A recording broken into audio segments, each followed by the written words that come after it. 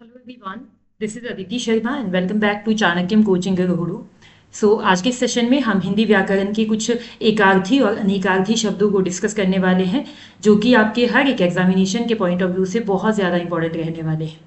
यहाँ हम previous years में बार बार पूछे जाने वाले एकार्थी एंड अनेकार्थी शब्दों को देखने वाले हैं। तो वीडियो पसंद आए तो वीडियो को लाइक कीजिएगा, चैनल को सब्सक्राइब कीजिएगा और अपने फ्रेंड्स के साथ शेयर करना मत भूलिएगा।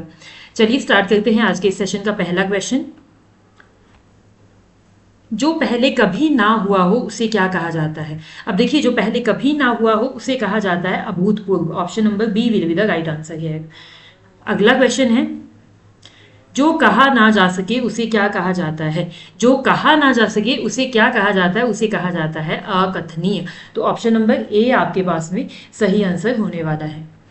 चलिए अगला क्वेश्चन है हमारे पास, समय की दृष्टि से अनुकूल क्या कहलाता है? समय की दृष्टि से जो अनुकूल होता है उसे कहा जाता है समयानुकूल, यानी कि जो समय के हिसाब से अनुकूल हो वो समयानुकूल। ठीक है, चलिए अगला क्वेश्चन हमारे पास में है, जो सब कुछ जानता है, जो सब कुछ जानता है उसे कहा जाता है सर्वज्ञ। ऑप्शन नंबर बी आपका वैसे सही आएगा, लेकिन कहीं ना कहीं मुझे लगता है कि टाइपिंग मिस्टेक्स हुई है। सर्वज्ञ आपका कुछ इस तरीके से लिखा जाता है। ठीक है, सर्वज्ञ। तो ऑप्शन नंबर बी हम यहाँ पे सही कह सकते हैं। ठीक है, आप लोग चाहो तो इसको डायरेक्टली एज इट इज ही मेंशन कर सकते हो, क्योंकि इसमें ज्यादा एक्सप्लेनेशन देने की कोई भी जरूरत नहीं होती है। चलिए अगला क्वेश्चन है क्वेश्चन नंबर 5, जिसकी गर्दन सुंदर हो, जिसकी गर्दन सुंदर हो उसे कहा जाता है सुग्रीव। ऑप्शन नंबर डी आपका सही आंसर होने वाला है क्वेश्चन नंबर 5 का। चलिए अगला क्वेश्चन है लौकिक। लौकिक का अर्थ क्या होता है? यानी कि हम कह सकते हैं एक शब्द के लिए अनेक शब्द हमने यहाँ पे बताना है। इससे पहले हमने अनेक शब्दों के लिए एक शब्द बताया था, अभी हमको एक शब्द के लिए अनेक शब्द बताना है। तो लौकिक के लिए क्या कहा जाएगा? जो इस लोक की बात हो उसे हम लौकिक कहते हैं। Option number D will be the right answer. ठीक है, चलिए अगला क्वेश्चन है, पुरुष एवं स्त्री का जोड़ा क्या कहलाता है? क्वेश्चन नंबर 7, पुरुष एवं स्त्री का जोड़ा कहलाता है आपके पास में दंपति। Option number D will be the right answer है। ठीक है, चलिए अगला क्वेश्चन है हमारा, विधानमंडल नहीं होगा, ये विधानमंडल होगा। ठीक है, विधानमंडल द्वारा पारित या स्वीकृत विधि। क्वेश्चन नंबर 8 है, जो विधानमंडल के द्वारा पारित होता है या स्वीकृत होता है उसे कहा जाता है अधिनियम, कि विधानमंडल के द्वारा बनाया गया अधिनियम। ठीक है, तो ये आपके पास में ऑप्शन नंबर ए आपका यहाँ सही होने वाला है। चलिए अगला क्वेश्चन है, कार्य को नए ढंग से करने की पद्धति क्या कहलाती है? पारस्परिक कहलाती है, नवागत रूप कहलाती है, नवीनीकरण कहलाती है या आधुनिकीकरण कहलाती है? क्वेश्चन नंबर 9 में ऑप्शन नंबर सी आपका सही होने वाला है, नवीनीकरण। Option number C. ठीक है, कि नए ढंग से जिस काम को किया जाता है। चलिए अगला क्वेश्चन है हमारा, निश्चित समय के भीतर पत्र का उत्तर ना प्राप्त होने पर भेजा जाने वाला पत्र। यानी कि अगर टाइम से एक निश्चित समय के अंदर किसी पत्र का उत्तर नहीं प्राप्त होता तो दोबारा से जो पत्र भेजा जाता है उसे क्या कहा जाता है, ये पूछा गया है यहाँ पे। उसे क्या कहा जाता है? प्रतिवेदन कहा जाता है, ज्ञापन कहा जाता है, परिपत्र कहा जाता है या फिर अनुस्मारक कहलाता है? तो ऑप्शन नंबर डी अनुस्मारक आपके पास में सही होगा, क्योंकि यही आपके पास में अगर एक पत्र का उत्तर नहीं प्राप्त होता तो दोबारा जो पत्र भेजा जाता है उसको हम अनुस्मारक कहते हैं। ठीक है जी, चलिए अगला क्वेश्चन है हमारे पास, जिसने देश के साथ विश्वासघात किया हो उसे क्या कहा जाता है? बागी, विश्वासघाती, देशद्रोही या फिर विद्रोही कहा जाता है? ऑप्शन नंबर 11 में question number option number C आपका सही होने वाला है, देशद्रोही, यानी कि जिसने देश के साथ में विश्वासघात किया हो। ठीक है, चलिए अगला क्वेश्चन है, जंगल में लगने वाली आग। एग्जामिनेशन में बहुत बार पूछा जाता है, हिमाचल प्रदेश में पटवारी के एग्जामिनेशन में ये क्वेश्चन आया भी था आपके 2017 या 17 वाले एग्जामिनेशन में ये क्वेश्चन आई थिंक देखने को मिला था। ठीक है, तो जंगल में लगने वाली आग को क्या कहा जाता है? क्वेश्चन नंबर 12 है, इसे कहा जाता है दावानल। ठीक है, दावानल आपकी जंगल में लगने वाली आग को कहा जाता है। अगला क्वेश्चन है, वह स्त्री जिसकी कोई संतान ना हो क्या कहलाती है? क्वेश्चन नंबर 13 है, तो उल्टा कहलाती है, बांझ कहलाती है, अप्रसूता कहलाती है या फिर विधवा कहलाती है? ऑब्वियसली बांझ कहलाती है वह स्त्री जिसकी कोई भी संतान नहीं होती। विधवा होती है जिस स्त्री का पति या फिर पति की मृत्यु हो चुकी होती है, उसे विधवा कहा जाता है। ठीक है, चलिए अगला क्वेश्चन है, रसाम वादन क्या है? किसी रस से भरा होना, किसी विषय में मस्त रहना, किसी रस का उपभोग करना, किसी बात में रुचि लेना। क्वेश्चन नंबर 14 में ऑप्शन नंबर सी आपका सही होने वाला है। किसी रस का उपभोग करना रसमावादन कहलाता है। ठीक है, रसमवादन कहलाता है। चलिए अगला क्वेश्चन है हमारे पास, वर्णातीत। वर्णातीत क्या कहलाता है? अतीत का वर्णन करना, अच्छा वर्णन करना, छिपा वर्णन करना, या फिर वर्णन से परे यानी कि जिसका वर्णन ना किया जा सके। क्वेश्चन नंबर 15 में ऑप्शन नंबर डी आपका यहाँ पे सही आंसर होने वाला है, जिसका वर्णन से परे यानी कि जिसका वर्णन ना किया जा सके, वर्णातीत। चलिए अगला क्वेश्चन है क्वेश्चन नंबर 16, पत्र या प्रश्नादि के उत्तर की अपेक्षा करने वाला, यानी कि जो पत्र या प्रश्नों के उत्तर की अपेक्षा करता है। अपेक्षा करना का मतलब होता है अपेक्षा करता है। चलिए देख लेते हैं एक बार आंसर, उसके बाद देखते हैं कि क्या सिस्टम है। उत्तरीय होगा, उत्तरायणी होगा, उत्तराधिकारी होगा, या फिर उत्तरापेक्षी होगा। क्वेश्चन नंबर 16 में ऑप्शन नंबर डी सही होने वाला है कि जो आपके उत्तर की अपेक्षा करता है। ठीक है ना, तो इसको हम, उपेक्षा अलग चीज होता है, अपेक्षा अलग चीज होता है। ठीक है, उपेक्षा का मतलब होता है कि उपेक्षा इन द सेंस हम कह सकते हैं कि कोई रिस्पॉन्स ना देना, समथिंग इस तरीके से हम बोल सकते हैं। अपेक्षा का मतलब होता है आशा करना समथिंग। ठीक है, तो उत्तरापेक्षी यानी कि उत्तर की अपेक्षा करना। चलिए अगला क्वेश्चन है, जिसके समान दूसरा ना हो, अलौकिक कहलाता है, अगम कहलाता है, अप्रतिभा कहलाता है, अप्रतिम कहलाता है। क्वेश्चन नंबर 17 में ऑप्शन नंबर डी आपका सही होगा, अप्रतिम, जिसके समान दूसरा ना हो।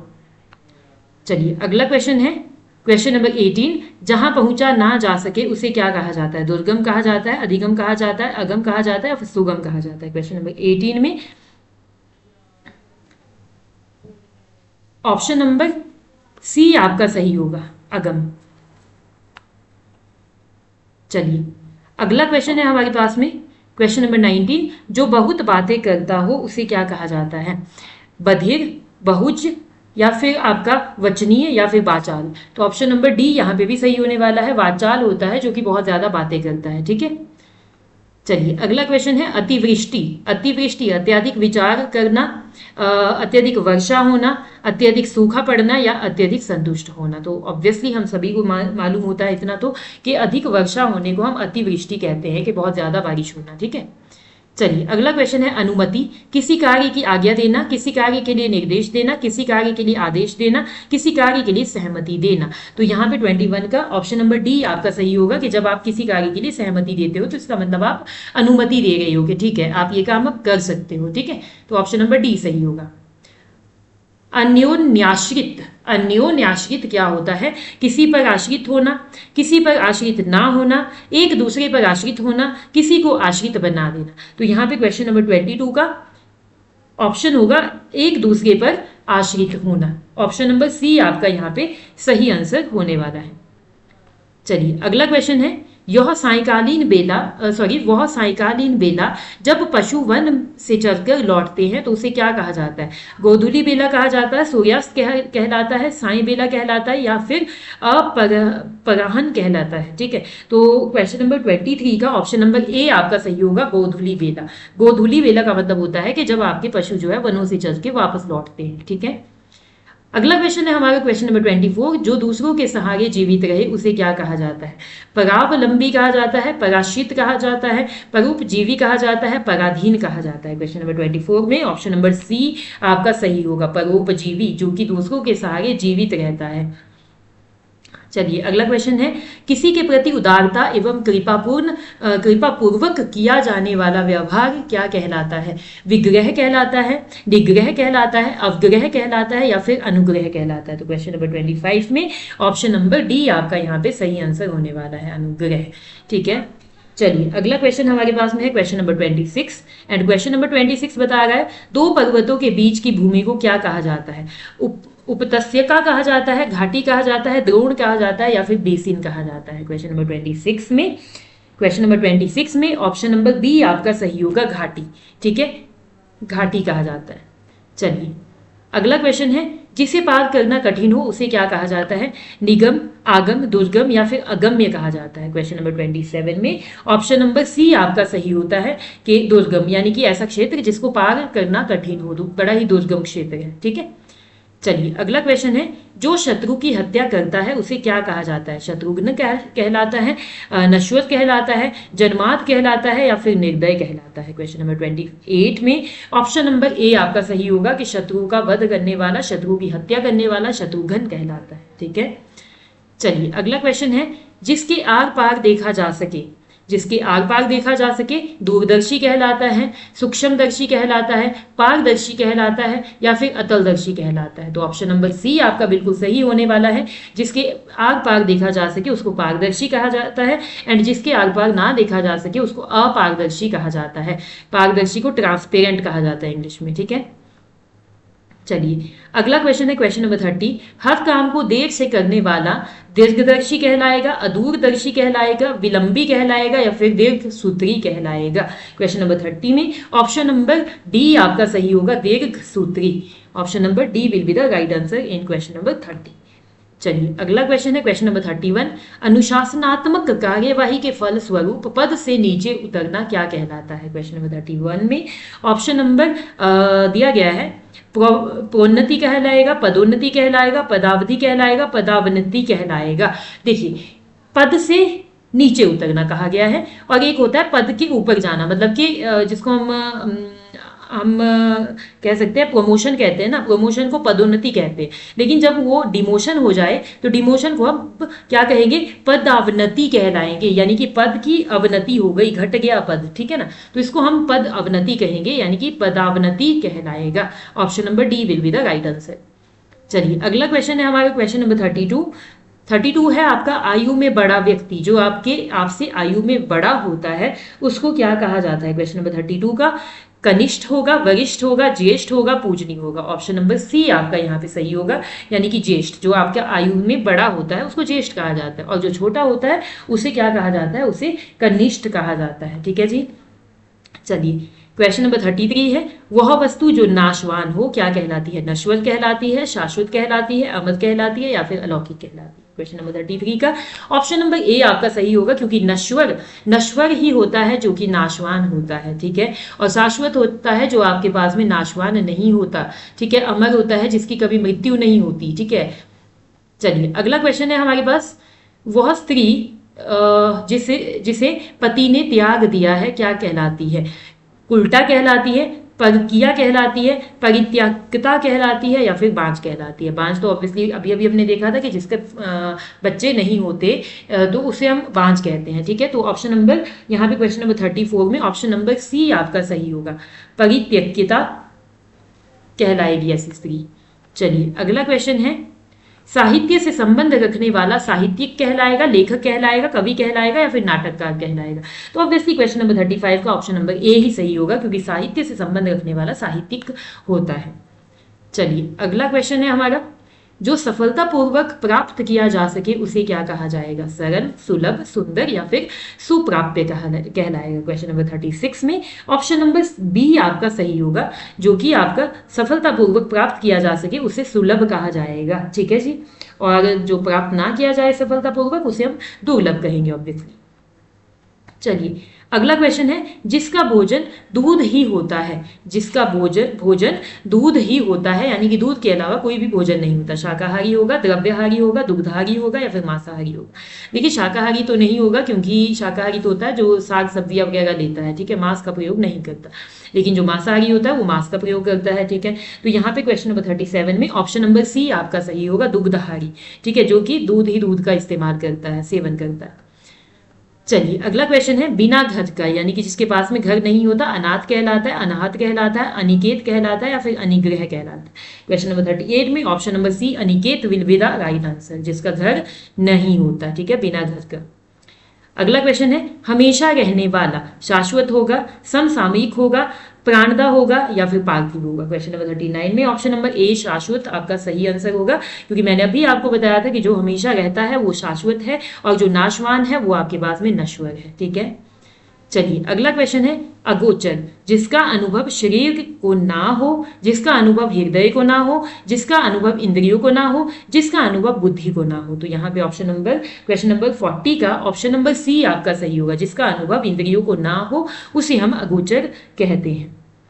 अगला क्वेश्चन है युयुत्सु क्या कहलाता है? दूसरों को हंसाने वाला, युद्ध करने का इच्छुक, लड़ाई में शहीद हो जाने वाला, सदा अमर रहने वाला। युयुत्सु क्या कहलाता है? क्वेश्चन नंबर 41 में ऑप्शन नंबर बी आपका सही होगा। ठीक है, युद्ध करने की इच्छा रखने वाला। चलिए अगला क्वेश्चन है आपका प्रत्युत पनमति। ठीक है, ये आपके पास में क्या कहलाएगा?